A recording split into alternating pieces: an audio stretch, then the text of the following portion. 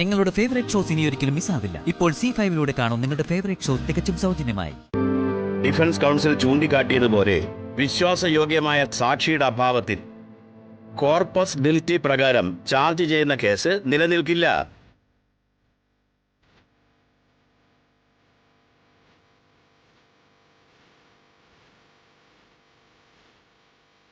അതേസമയം ദൃക്സാക്ഷിയെ ഹാജരാക്കാമെന്ന സ്പെഷ്യൽ പ്രോസിക്യൂട്ടറുടെ വാദവും പരിഗണിക്കേണ്ടതുണ്ട്.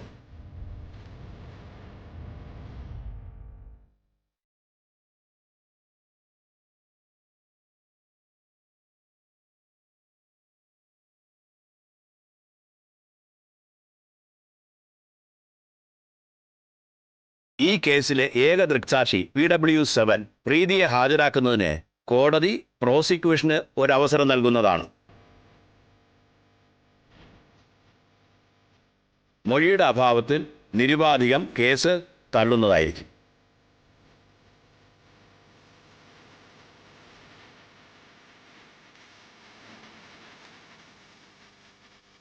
സുസ്മിത രോഹിത്തിനെ കൊക്കയിലേക്ക് തള്ളിയിട്ടതിന് വിശ്വാസയോഗ്യമായ തെളിവുകളൊന്നും ഹാജരാക്കാൻ പ്രോസിക്യൂഷന് സാധിച്ചിട്ടില്ല.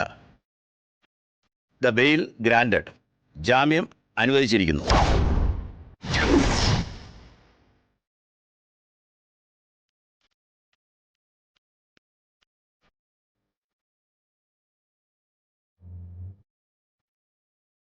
അന്വേഷണ ഉദ്യോഗസ്ഥയായ അസിസ്റ്റന്റ് കമ്മീഷണർ ശ്രീരഞ്ജിനി ഈ കേസിൽ സ്വജനപക്ഷപാതവും വ്യക്തി താൽപ്പര്യവും പ്രകടിപ്പിച്ചെന്ന് കോടതിക്ക് പൂർണ്ണ ബോധ്യമായിരിക്കുന്നു. ഉത്തരവാദിത്തപ്പെട്ട ഒരു IPS ഓഫീസർ എന്നുള്ള നിലയ്ക്കും സമൂഹത്തിന് മാതൃകയാവേണ്ട ആളെന്നുള്ള നിലയ്ക്കും അന്വേഷണ ഉദ്യോഗസ്ഥരുടെ പ്രവൃത്തി അക്ഷന്തവ്യമല്ല. ആയതിനാൽ അസിസ്റ്റന്റ് കമ്മീഷണർ ശ്രീരഞ്ജിനിയെ നിലവിലുള്ള ചുമതലകളിൽ നിന്നും മാറ്റി നിർത്തി ശ്രീരഞ്ജിനി ഈ കേസുമായി ബന്ധപ്പെട്ട് സ്വീകരിച്ച വഴിവിട്ട സമീപനങ്ങളെക്കുറിച്ച് സമഗ്രമായൊരു അന്വേഷണം നടത്താൻ കോടതി പോലീസ് ഡിപ്പാർട്ട്മെന്റിനോട് നിർദ്ദേശിക്കുന്നു.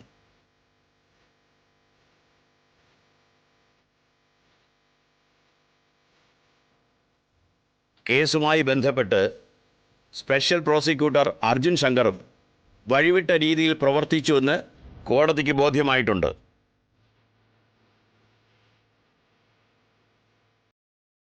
മേപ്പടി സംഭവത്തിൽ സ്പെഷ്യൽ പ്രോസിക്യൂട്ടർ അർജുൻ ശങ്കറെ കോടതി ശക്തമായി താക്കീത് ചെയ്യുന്നു.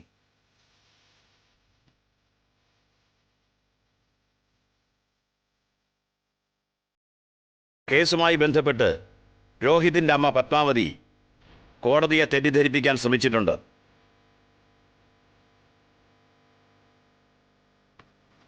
എങ്കിലും അവരുടെ പ്രായത്തെ പരിഗണിച്ച് കോടതി ശിക്ഷാ നടപടികൾക്കൊന്നും നിർദ്ദേശം നൽകുന്നില്ല.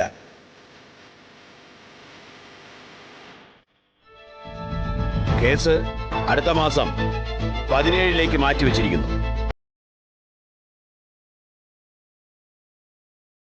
The court is adjourned.